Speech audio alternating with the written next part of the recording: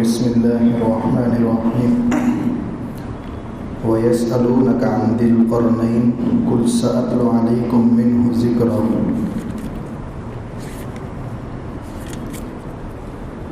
اللہ کے نبی صلی اللہ علیہ وسلم کو مدینہ کے یہود کے بتلائے ہوئے تین جو سوالات مشرکین نے پیش کیے تھے، اس میں ایک سوال روح کے متعلق تھا جس کا تذکرہ بنی اسرائیل سورہ بنی اسرائیل میں، دوسرا سوال اصحاب کہف کے متعلق تھا، پوری تفصیل آپ کے سامنے آ چکی ہے، تیسرا سوال ایک ایسے بادشاہ کے بارے میں تھا جس نے پوری دنیا کا سفر کیا۔ یہ سوال اس لیے کیا گیا تھا کہ ذوالقرنین کے بارے میں زیادہ معلومات کسی کو نہیں تھی، نہ تاریخ کی کتابوں میں ان کے احوال مذکور تھے۔ اللہ کے نبی صلی اللہ علیہ وسلم نے جو تفصیل ضروری تھی ذوالقرنین کے بارے میں وہ مکمل بیان فرما دی، اور کوئی ذریعہ اس واقعے کو حاصل کرنے کا آپ کے پاس نہیں تھا سوائے اس کے کہ اللہ تعالیٰ وحی کے ذریعے آپ کو بتائے۔ تو یہ واقعہ اگر آپ صلی اللہ علیہ وسلم بیان فرما رہے ہیں تو یہ آپ کے نبوت کی حقانیت کی دلیل ہے۔ ذوالقرنین جنہوں نے پوری دنیا کے اندر اللہ کے نظام کو نافذ کرنے کی کوشش کی، ان سے پہلے حضرت موسیٰ علیہ السلام کا واقعہ مذکور ہے۔ حضرت موسیٰ اور حضرت خضر، موسیٰ علیہ السلام نے سفر کیوں کیا تھا؟ مجمع البحرین، دو سمندروں کے جمع ہونے کی جگہ، جہاں کا ایڈریس اللہ تعالیٰ نے بتایا تھا کہ ہمارا وہاں بندہ ہے جو تم سے زیادہ علم رکھتا ہے، تو علم حاصل کرنے کے لیے موسیٰ علیہ السلام نے سفر کیا، اور اسی علم کو پوری دنیا میں نافذ کرنے کے لیے ذوالقرنین نے سفر کیا تھا۔ تو دونوں کے سفروں کی مناسبت سے اللہ نے دونوں کے واقعات کو ایک ساتھ اس صورت کے اندر بیان فرمایا۔ چار بادشاہ ایسے گزرے ہیں جن کو پوری دنیا پر حکومت کا موقع ملا ہے، ان میں دو مسلمان تھے اور دو غیر مسلم تھے۔ مسلمانوں میں ایک حضرت سلیمان علیہ السلام، انشاءاللہ اس کی پوری تشریح سورہ نمل کے ضمن میں کہ سلیمان علیہ السلام کو اللہ نے کیسی عجیب و غریب بادشاہت عطا فرمائی تھی، اور ملک کے بلقیس بھی ان کے سامنے زیر ہو گئی تھی، اور پورا واقعہ تفصیل کے ساتھ انشاءاللہ کل آپ کے سامنے آئے گا۔ انتظار کیجئے، انتظار کا پھل میٹھا ہوتا ہے۔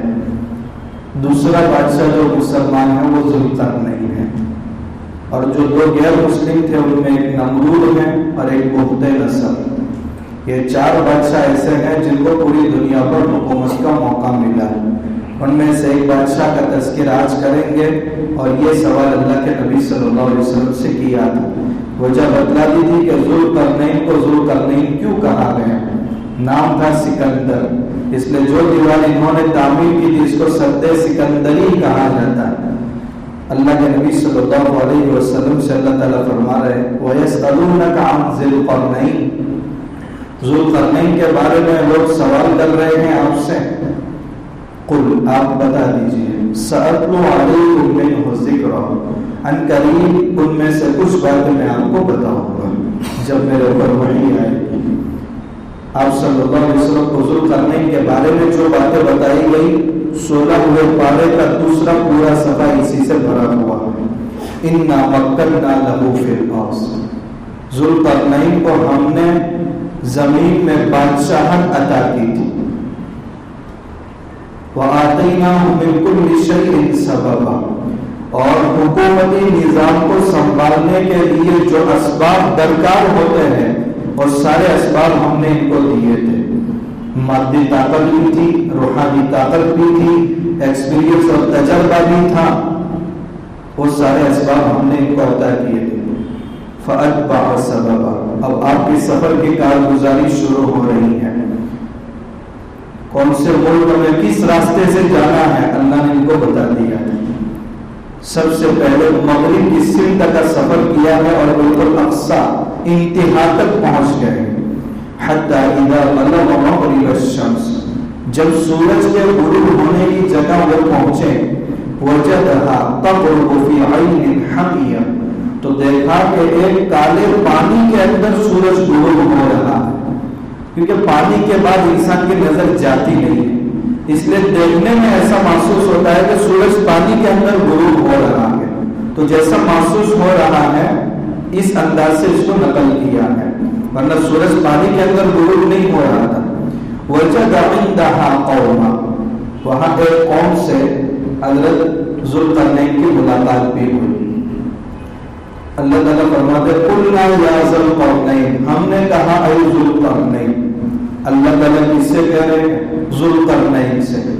تو اس سے تو معلوم ہو رہا ہے جب ان پر وحی آ رہی ہے تو یہ وقت کے نبی ہیں، لیکن ذوالقرنین نبی نہیں تھے. اختلاف ہے اس میں علماء کا، لیکن اللہ کے ولی تھے، نبی نہیں تھے. پھر ان پر ڈائریکٹ ان کو بتایا جا رہا ہے. اگر اس کو تسلیم کر لیا جائے ڈائریکٹ اللہ نے ان کو بتایا ہے تو اس کو الہام کہا جائے گا. یوسف علیہ السلام جب چھوٹے تھے بھائیوں نے کنویں میں ڈال دیا.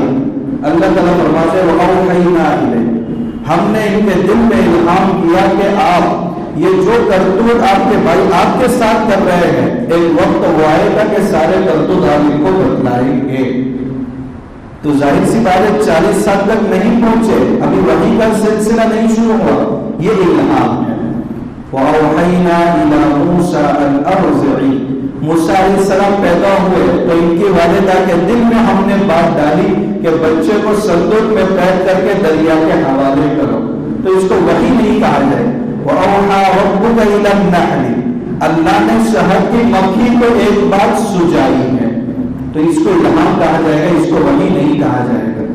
یا دوسری تفسیر یہ کر سکتے ہیں کہ یہ حضرت ابراہیم علیہ السلام کے زمانے میں تھے اور حضرت ابراہیم علیہ السلام کی زیارت ہوئی ہے اور اسی زمانے میں انہوں نے بیت اللہ کا حج بھی کیا ہے. تو موجودہ جو نبی تھے ان کے واسطے سے اللہ نے ان کو حکم دیا تھا کہ آپ کو یہ کرنا ہے. ظاہر سی بات ہے ڈائریکٹ ان پر وحی نہیں آئی، بلکہ نبی کے ذریعے ان کو بتایا گیا. کیا بتایا گیا؟ جس قوم سے ملاقات ہوئی ہے اس قوم کے ساتھ آپ کو کیا کرنا ہے. آپ کو 2 آپشن اختیار ہے، اما ان تعذب، چاہے تو آپ ان کو عذاب دے لیں، یا چاہے تو آپ ان کے سامنے دعوت پیش کریں اور جو ملت ابراہیمی کو قبول کر لیں ان کے ساتھ اچھا معاملہ کریں. انہوں نے دوسرا آپشن اختیار کیا کہ ان کے سامنے دعوت پیش کی اور کوئی بھی ان کے سامنے مقابلے کی ہمت نہ کر سکا، جس کی وجہ سے سب ان کے ماتحت اور تابع بن گئے. یہ سفر کی اتنی روایات قرآن کریم میں مذکور ہے. پھر آگے فرمایا ثم اتبع سببا، اب دوسری سمت کا انہوں نے سفر شروع کیا. حتی اذا بلغ مطلع الشمس، جہاں سے سورج طلوع ہوتا ہے اس سمت کی طرف ہو گئے. وجدها تطلع على قوم، تو وہاں ایک ایسی قوم کو پایا کہ سورج ان پر طلوع ہو رہا ہے. بدن ڈھانپنے کے لیے نہ کپڑے ہیں، نہ سورج کی دھوپ سے سر کو چھپانے کے لیے مکانات ہیں. ایسی قوم تھی یہ، ایسی قوم تھی جو جانوروں کی طرح زندگی گزار رہی تھی، دین پر کام کرتے تھے اور زمین میں انہوں نے کچھ ایسے مکان نما بنا رکھے تھے تو رات کے وقت اندر چلے جاتے تھے. اب اس قوم کے ساتھ کیا ہوا آگے قرآن نے نہیں بتایا، اوپر ہی قیاس کر لو. پہلے قوم کے ساتھ جو 2 آپشن دیے گئے تھے وہی 2 آپشن ان کو بھی دیے گئے اور اس میں سے ماننے والوں کے ساتھ انہوں نے حسن سلوک کیا. یہ دوسرے سفر کی کارگزاری اتنی ہے. تیسرا سفر ہوا، کون سی سمت ہوا قرآن نے نہیں بتایا، مگر تاریخ کے حوالوں سے معلوم ہوتا ہے چونکہ شمال کی جانب آبادی زیادہ ہے، اس لیے مفسرین نے اس کی تعین کی کہ شمال کی طرف ان کا تیسرا سفر ہوا تھا. اور جہاں سفر ہوا وہاں کے حالات کچھ ایسے تھے حتی اذا بلغ بین السدین، وہ جس جگہ پہنچے وہاں 2 پہاڑ تھے، ایک پہاڑ ادھر ہے ایک پہاڑ ادھر ہے. قوم ادھر آباد ہے، یہ پہاڑ کو پھلانتے ہوئے نہیں آ سکتے یاجوج ماجوج، ادھر سے بھی نہیں آ سکتے، مگر بیچ میں کچھ جگہ خالی تھی، وہاں سے آ کر کے ان کو پریشان کرتے تھے۔ تو تیسرے سفر میں جس قوم سے ملاقات ہوئی ہے، قرآن کہہ رہا ہے لا يفقهون قولا يكادون يفقهون قولا، بات سمجھنے کی بھی ان میں صلاحیت نہیں تھی۔ ایک بات تو یہ ہے کہ ان کی زبان الگ تھی، حضور کرنے کی زبان الگ تھی، جس کی وجہ سے دوسرے کی بات کو سمجھ نہیں پا رہے تھے، یا یہ کہ انہوں نے جن کھیتوں کے اندر جنگل بیابان میں زندگی گزار رہے تھے تو اتنی بھی سکت ان میں باقی نہیں رہی تھی کہ کوئی بات سمجھ سکے، کہ پھر ترجمان کے ذریعے انہوں نے ایک بات حضور کرنے کے سامنے رکھی کہ یہاں ان یاجوج و ماجوج مفسدون فی الارض، یاجوج ماجوج ایک ایسی قوم آباد ہے جو زمین میں فساد مچاتی ہے، اور ہم لوگ اس سے بہت پریشان ہو گئے۔ یہ دو پہاڑوں کے بیچ میں خالی حصے سے ہمارے پاس آتے ہیں اور مویشیوں پر کبھی حملے کرتے ہیں، کبھی چوریاں ہوتی ہیں، تو ہم چندہ جمع کر کے آپ کو دے رہے ہیں، آپ ان دو پہاڑوں کے درمیان بڑی دیوار تعمیر کر لیں۔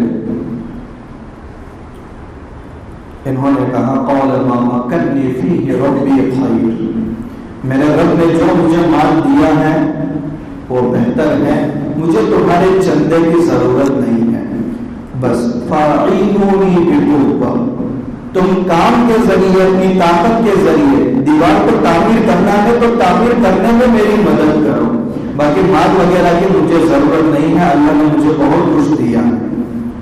اجعل بینکم وبینہم ردما، میں تمہارے اور ان کے درمیان بہت مضبوط دیوار بنا دوں گا۔ چنانچہ پھر حکم دیا آتونی زبر الحدید، لوہے کے تختے لائے گئے، اور تختے لانے کے بعد کچھ تختے ادھر کچھ تختے ادھر، اور بالکل اوپر تک بنایا اور بیچ میں جگہ خالی رکھی، اور پھر کہا کہ اس میں لکڑیاں ڈالو اور لکڑیاں ڈال کر کے آگ جلاؤ۔ پھر اس کے بعد پگھلا ہوا تانبا اس کے اوپر گرم کھولتا ہوا ڈالا گیا، جس کی وجہ سے یہ کرامت کے طور پر، ورنہ کوئی انسان وہاں قریب تک نہیں جا سکتا، پہاڑ کے لیول تک یہ دیوار بن گئی، اور پگھلا ہوا سیسا ڈالنے کی وجہ سے، تانبا ڈالنے کی وجہ سے جو درزے تھی، سوراخ تھے، وہ سارے کے سارے سوراخ بند ہو گئے اور بہت مضبوط دیوار تعمیر ہو گئی۔ یہ ان کی کرامت تھی، ورنہ قریب جا کر کے پگھلا ہوا تانبا اس کے اندر اڑیلنا یہ انسان کے بس میں نہیں ہے۔ اللہ نے ان کی کرامت کی وجہ سے اتنی اونچی، لمبی اور مضبوط دیوار تعمیر کرا دی۔ حتی اذا ساوى بین الصدفین قال انفخوا حتی اذا جعله نارا قال آتونی افرغ علیہ قطرا، یہ جو باتیں میں نے بتائی اس کا خلاصہ ہے۔ کتنی مضبوط دیوار تعمیر ہوئی تھی، فما استطاعوا ان یظہروا، وہ چاہ کر بھی اس کو پھلانگ نہیں سکتے تھے، یاجوج ماجوج، وما استطاعوا له نقبا، اور اس میں سوراخ کرنے کی طاقت ان میں نہیں تھی، اتنی سخت دیوار تعمیر ہو گئی تھی مضبوط۔ قال هذا رحمت من ربی، ذوالقرنین سکندر نے کہا یہ میرے رب کی رحمت ہے،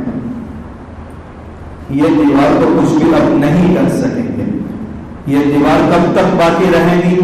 فَإِذَا جَاءَ وَعْدُ رَبِّي جَعَلَهُ دَكًّا، جب میرے رب کا وعدہ آئے گا یہ دیوار ریزہ ریزہ ہو جائے گی۔ وَكَانَ وَعْدُ رَبِّي حَقًّا، اور میرے رب کا وعدہ بالکل برحق ہے۔ پہلا سوال آپ کے ذہن میں ہوگا ذرا کہاں ہے یہ دیوار، اور اس وقت اس دیوار کا کیا حال ہے؟ کیا دیوار میں سوراخ ہوا ہے کہ نہیں ہوا؟ یاجوج ماجوج کو چھٹکارا کب ملنے والا ہے؟ دیکھیے اس میں 5 قول ہے کہاں ہے دیوار۔ کسی نے کہا یہ آذربائیجان میں ہے، کسی نے کہا چین کے اندر یہ دیوار ہے، تو کسی نے کہا بحر روم کے مشرقی جانب کسی جزیرے میں یہ دیوار واقع ہے، اس لیے تعین کے ساتھ نہیں کہہ سکتے کہ کہاں ہے یہ دیوار، اور قرآن نے بھی اس کی تعین نہیں کی ہے۔ جب قرآن نے نہیں کی تو ہم اس کی کیسے تعین کر سکتے ہیں؟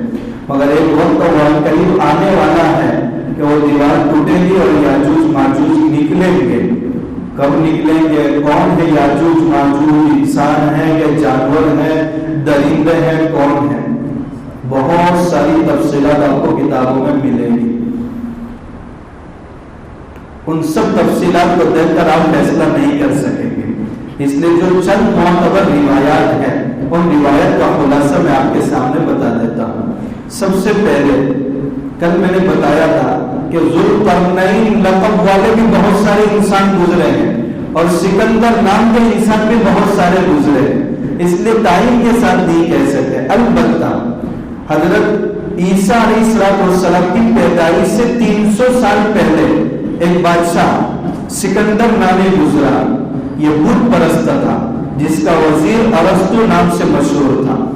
کچھ لوگوں نے کہا کہ یہ سکندر سے یہ مراد ہے، قطعاً نہیں، اس لیے کہ یہ سکندر جو بادشاہ وہ اللہ کے ولی ہے اور وہ بت پرست ہے، اس لیے وہ سراسر غلط ہے، وہ کبھی بھی سکندر وہ بادشاہ مراد نہیں ہے۔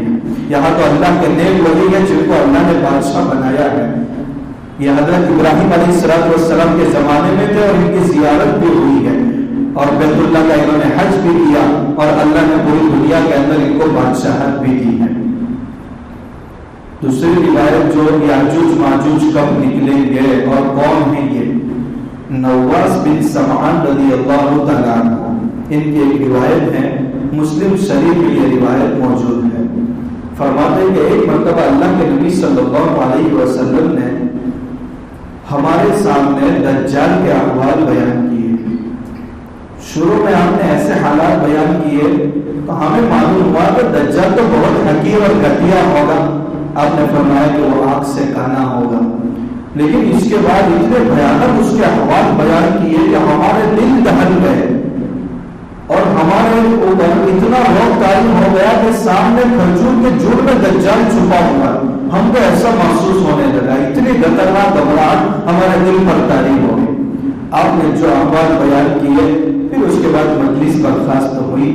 شام میں جب حضور کی مجلس میں دوبارہ آئے تو وہ دلوں پر جو اثر تھا آپ نے چہرہ پڑھ کر کے وہ تاج لیا تو آپ نے فرمایا تم نے کیا سمجھا جو میں نے حالات صبح بیان کیے تھے؟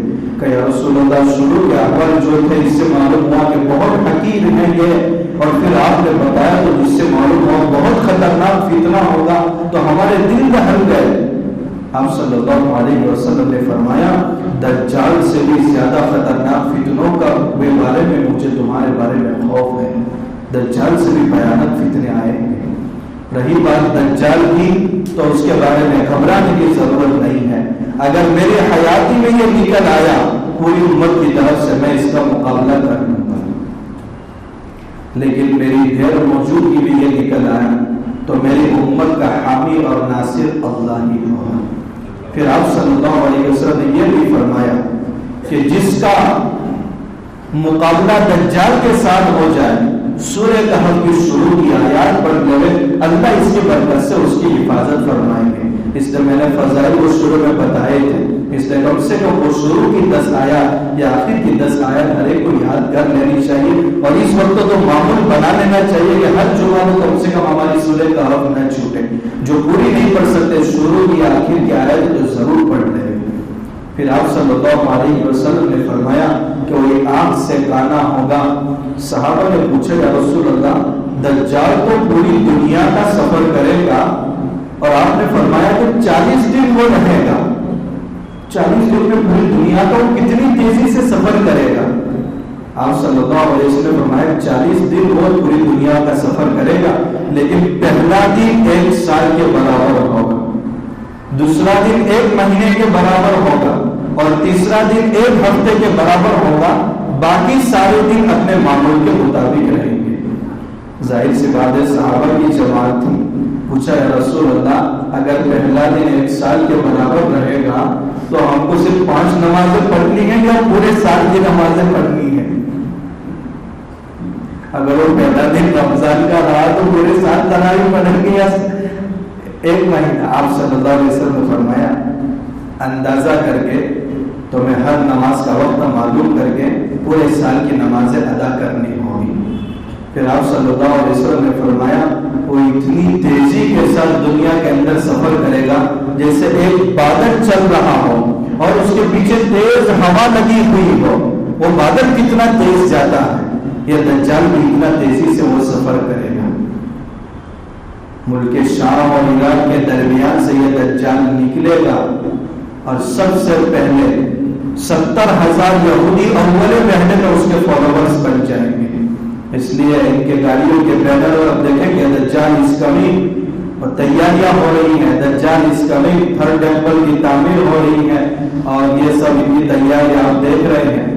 تو سب سے زیادہ ان کے فالوورز، اس کے فالوورز یہودی ہوں گے۔ پھر یہ ایک علاقے سے گزرے گا اور اپنے باطل افکار لوگوں کے سامنے پیش کرے گا، تو لوگ جنت اور جہنم سے متاثر ہو کر اس کے نظریات کو قبول کر لیں گے۔ تو آسمان کو حکم دے گا تو آسمان بارش برسائے گا، فوراً زمین لہلہانے لگے گی۔ ان لوگوں کو جنہوں نے اس کو مان لیا ہے، ان کے جانور اس میں چلیں گے، دھن بھی اس کے لبالب دودھ سے بڑے ہوئے ہوں گے، اور اس چارہ چلنے کی وجہ سے ان کو کی کوہان بھی بڑی مضبوط ہو جائے گی، وہ تو اس سے متاثر ہوں گے۔ پھر دوسرے قوم پر سے اس کا گزر ہوگا اور ان کو اپنے باطل نظریات کی دعوت دے گا تو وہ قوم انکار کر دے گی، وہ سچے مسلمان ہوں گے۔ تو وقتی حالات آئیں گے کہ قحط سالی میں مبتلا ہو جائیں گے اور کھانے پینے کی چیزوں کی اشیاء بالکل قلیل مقدار میں ان کے پاس ہوگی، آسمان بھی بارش برسانا چھوڑ دے گا، یہ وقتی حالات ہوں گے۔ ایک جوان کو وہ بلائے گا اور کہے گا تمام لوگوں سے، میں اگر اس کے 2 ٹکڑے کر کے پھر زندہ کروں کیا تم مجھے خدا مانو گے؟ لوگوں نے کہا ضرور مانیں گے، لیکن وہ کہے میں تجھے دجال ہی مانتا ہوں اور تو وہ ہے جس کی میرے نبی صلی اللہ علیہ وسلم نے پیشن گوئی کی ہے۔ وہ 2 ٹکڑے کرے گا اور دونوں کے درمیان اتنا فاصلہ ہو جائے گا جیسا کہ تیر اور شکار کے درمیان فاصلہ ہوتا ہے۔ پھر دونوں ٹکڑوں کو جمع کر کے زندہ کرے گا اور کہے گا اب مجھے دجال مانتا ہے؟ کام تو اور مزید یقین ہو گیا کہ تو دجال ہے۔ اب پھر مارنے کی کوشش کرے گا مگر اس کا بس نہیں چلے گا۔ پھر اس کے بعد وہ کئی علاقوں سے گزرے گا۔ دجال کے نکلنے سے پہلے امام مہدی آئیں گے۔ 4 بادشاہوں میں سے 5ویں بادشاہ امام مہدی ہیں جو اب پیدا ہونے والے ہیں، مدینہ کے اندر پیدا ہوں گے۔ آپ صلی اللہ علیہ وسلم نے فرمایا یوادی اسمہ اسمی و اسم ابیہ اسم ابی، ان کا نام میرے نام کے مطابق ہوگا، ان کے والد کا نام میرے والد کے نام کے مطابق ہوگا، حسنی یا حسینی خاندان سے ہوں گے، مدینہ میں پیدا ہوں گے۔ 40 سال کی عمر ہوگی تو مکہ میں بیت اللہ کا طواف کرنے کے لیے آئیں گے۔ دنیا سے ابدال قسم کے لوگ جائیں گے اور زبردستی ان کے ہاتھ پر بیعت کریں گے، وہ منع بھی کریں گے مگر ان کو کہیں گے کہ آپ اس امت کے امیر المؤمنین ہیں، ان کے ہاتھ پر بیعت ہوگی۔ پھر اس کے بعد لوگ ان کے امام مہدی ہونے پر دلیلوں کا مطالبہ کریں گے، بہت ساری دلائل لوگوں کے سامنے پیش بھی کریں گے۔ 47 سال جب ان کی عمر ہوگی اور ملک شام سے دجال نکلے گا، یہ بہت لمبی تفصیل ہے، اس میں 15 دن کم سے کم جا سکتے ہیں، اس لیے ہم صرف ان حالات پر فلائنگ نظر ڈالتے ہیں۔ 47 سال کی ان کی عمر ہوگی اور دجال نکلے گا اور وہ تباہی مچائے گا جس کا مختصر تذکرہ میں نے آپ کے سامنے کیا۔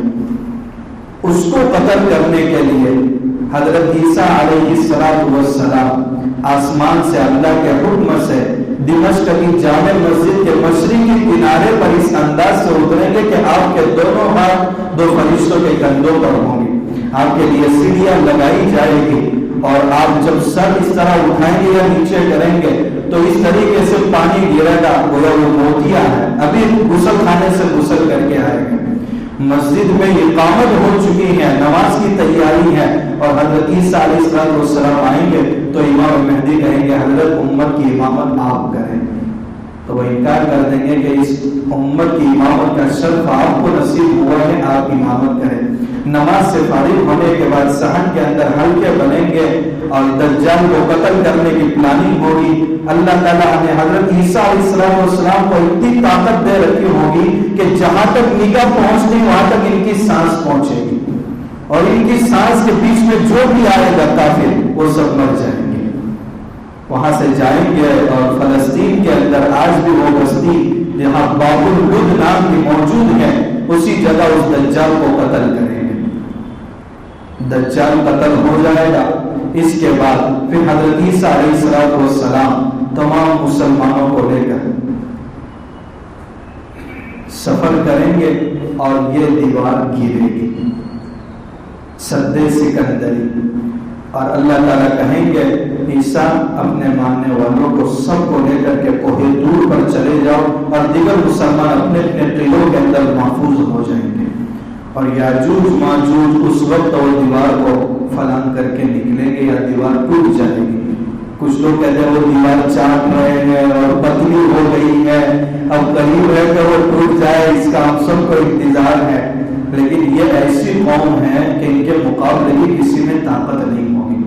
یہ یاجوج ماجوج انسان ہے, جسمانی اعتبار سے ان کی ساختہ جو لکھے ہیں احوال اس اعتبار سے, ورنہ میں نے کوئی دیکھا نہیں کہ یاجوج ماجوج کون ہے.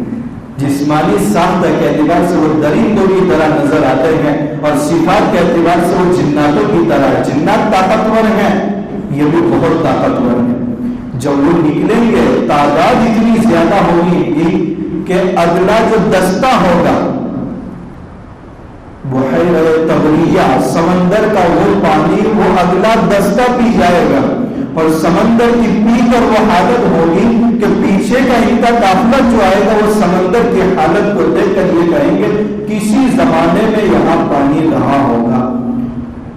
اتنا پی کر کے اس کو سکھا دیں گے کہ پیچھے آنے والوں کو افسوس ہوگا کہ پہلے زمانے میں دادا آدم کے زمانے میں یہاں پانی ہوگا. حالانکہ اگلے دستے نے اس کو ختم کیا.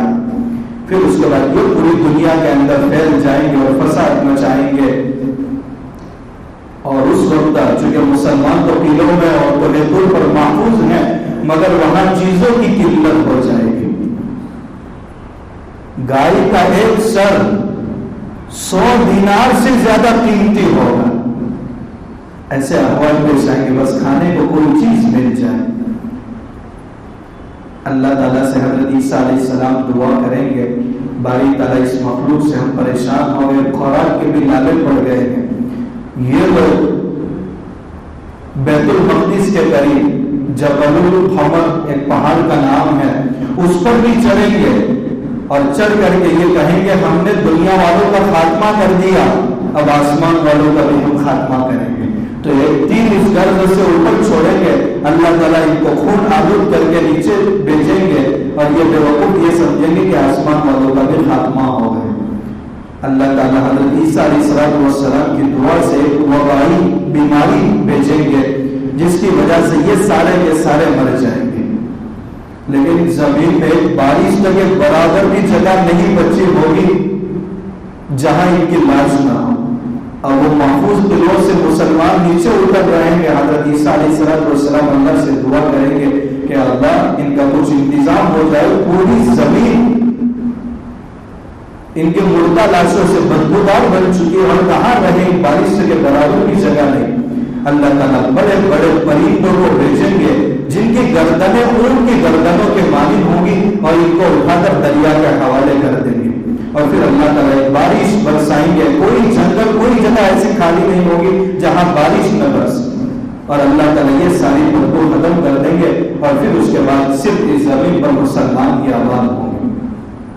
اور اس وقت اللہ تعالیٰ سے دعا کریں گے تو زمین ایک خزانہ نکالے گی اور وہ کھانے میں برکتیں ہوگی. صرف ایک انار بہت بڑی جماعت کے لیے کافی ہو جائے گا اور اس کا چھلکا اتنا بڑا ہوگا کہ پوری جماعت اس کی چھتری بنا کر کے سایہ حاصل کرے گی. ایک بکری کا دودھ پوری برادری کو کافی ہوگا, ایک اونٹنی کا دودھ پورے قبیلے کو کافی ہو جائے گا.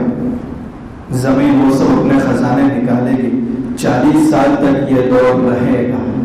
عیسیٰ علیہ السلام کا نکاح بھی ہوگا اور وہ انتقال کر جائیں گے اور اللہ کے نبی صلی اللہ علیہ وسلم کے پہلو ایک جو جگہ چھوڑی ہے وہاں ان کو دفن کیا جائے گا اور یہ سلسلہ 40 سال کا خوشحالی کا چلے گا. پھر اس کے بعد اللہ تعالیٰ ایک معمولی قسم کی بیماری کہیے یا ایک فوڑا یہاں بغل کے اندر سب مسلمانوں کے بغل میں نکلے گا، جس کی وجہ سے وہ اپنی موت مر جائیں گے، اور اس سرزمین پر صرف شرائع امت جو جانوروں کی سے بھی بدتر زندگی گزارنے والے ہوں گے وہ باقی رہیں گے، اور قیامت ایسے کافروں پر واقع ہوگی۔ تو یہ یاجوج ماجوج کے متعلق مختصر تفصیل تھی جو آپ کے سامنے آ گئی۔ اس وقت چھوٹے چھوٹے قسم کے فرٹیچر پیدا ہوئے ہیں جو دعوے کرتے ہیں کہ ہم امام مہدی ہیں، لہذا ہمارے ہاتھ پر بیعت کر لو۔ پیدا کہاں ہوئے ہیں؟ امام مہدی کہاں پیدا ہوئے؟ مدینے کے اندر، اور یہ بہار میں دربھنگہ میں پیدا ہوئے ہیں۔ وہاں کہاں سے امام مہدی آ گئے؟ یہ سوچنے سمجھنے کی بات ہے۔ یہ فتنے جو بہت خطرناک رونما ہونے والے ہیں، ان کے ماننے والے ہماری مسجدوں کی پہلی صفوں میں ہیں، اور ان کے پائجامے ٹخنوں سے بالکل اوپر ہیں، لمبی داڑھی ہے، اور کرتا جو بالکل ایسا ہے کہ فرشتے بھی دھوکہ کھا جائے۔ بہت سارے ہمارا علاقہ الحمدللہ فی الحال پاک ہے، لیکن آگے نہیں کہا جا سکتا۔ بہت سارے لوگ ترقی یافتہ شہر ان مسجدوں میں یہ شکیل گھس چکے ہیں۔ شکیل بن حنیف جس نے نبوت کا یہ نبوت کا دعویٰ کیا ہے، 10,000 23 سال پہلے کی میں رپورٹ بتا رہا ہوں، 10,000 سے زیادہ نوجوان اس کے ہاتھ پر بیعت کر چکے ہیں، اور وہ دائرے ایمان سے نکل چکے ہیں، اس کو امام مہدی مان رہے ہیں۔ اور ایسے نوجوانوں کو جو بالکل کوڑے ہیں، دین کے معلومات ان کو نہیں ہے، علماء سے ملنے تک ان کو نہیں دیتے، اور ان سے کہا جاتا ہے کہ علماء کو مدارس کے اندر قیامت کی احادیث پڑھائی نہیں جاتی، اس لیے ان کو امام مہدی کے تعلق سے کچھ معلوم ہی نہیں ہے۔ ظاہر سی بات ہے اگر یہ ملیں گے اور حقیقت معلوم ہوگی تو ان کے سارے راز فاش ہو جائیں گے۔ یہ کن کے ایجنٹ ہیں دنیا سب جانتی ہے، اس کو زیادہ واضح کرنے کی ضرورت نہیں۔ جب ان سے مطالبہ ہوتا ہے کہ آپ امام مہدی ہیں تو پوری دنیا پر امام مہدی کی حکومت قائم ہوگی، تمہاری حکومت کہاں ہے؟ دوسری بات، امام مہدی آئیں گے تو دجال بھی آئے گا، اس وقت دجال کہاں ہے؟ ایسی بولتی اور لچر پوش تعبیریں ہیں کہ جن کو کچھ دین کے معلومات ہیں وہ تو ہنستے رہ جائیں۔ وہ کہتے ہیں اس وقت دجال آ گیا ہے، اور دجال کوئی انسان کی شکل میں نہیں آیا بلکہ دو ملکوں کی شکل میں آیا، امریکہ اور فرانس اس وقت کے دجال ہیں۔ دجال کی پیشانی پر تو کافر لکھا ہوگا، ان کی پیشانی پر کہاں کافر لکھا ہے؟ کیسی بولی تعبیر کی ہے؟ امریکہ آخری کیا ہے؟ کا، اور فرانس پہلا ہے فارو، دونوں کو ملاؤ، دونوں کے بیچ میں کافر لکھا ہوا۔ دجال تو ایک آنکھ سے کانا ہوگا، آج کا سیٹلائٹ جو ہے وہ دجال کی ایک آنکھ، ایسی بولی تعبیر ان کے پاس ہے۔ ایسے فتنوں سے ہم اپنے آپ کو نہیں بچا سکتے۔ بیماری کے ایام میں ڈاکٹر سے دوری جان لے سکتی ہے، فتنوں کے ایام میں وقت کے معتبر علماء سے دوری ایمان ہلاک کر سکتی ہے۔ اس لیے قرآن کریم کی تلاوت کا اپنے آپ کو پابند بنایا جائے، قرآن کے معانی پر غور کیا جائے، درس قرآن کے حلقوں سے اپنے آپ کو جوڑا جائے، اور اس کے بعد وقت کے معتبر علماء سے اپنا رابطہ رہنا چاہیے، ورنہ جب فتنوں کی طوفانی ہوائیں چلتی ہیں، اللہ نے وہ ایمانی وراثت ان کو دی ہوتی ہے کہ چاہے کتنے بھی اچھی شکل میں آئے مگر وہ مان لیتا ہے کہ یہ فتنہ امت کے لیے فتنہ بن کر آیا ہے۔ اور عام لوگوں کا یہ حال ہوتا ہے کہ فتنہ ختم ہوتا ہے، اس کے بعد ان کو پتا چلتا ہے کہ یہ فتنہ تھا، تو اپنے آپ کو بچانا بہت مشکل ہو جاتا ہے۔ خصوصاً اس زمانے کے ہمارے نوجوان جنہوں نے مکاتب کی بنیادی تعلیم حاصل نہیں کی ہے، کوشش کریں کہ بنیادی تعلیم حاصل کریں، اسلام کے بنیادی عقائد سے واقفیت حاصل کریں، اور ان فتنوں سے ہم بچ سکیں، ورنہ اپنے آپ کو ان فتنوں سے بچانا بہت مشکل ہے۔ تو سورہ کہف کا جو اہم پیغام تھا، اس کی برکت سے اللہ ہم کو ایمان کے فتنے سے بھی محفوظ رکھے، دین کے فتنے سے بھی محفوظ رکھے، مال کے فتنوں سے بھی محفوظ رکھے، اور عقائد کے فتنوں سے بھی محفوظ رکھے۔ وقت بھی زیادہ ہو گیا ہے، کل انشاءاللہ دوسرے نمبر کے بادشاہ حضرت سلیمان علیہ السلام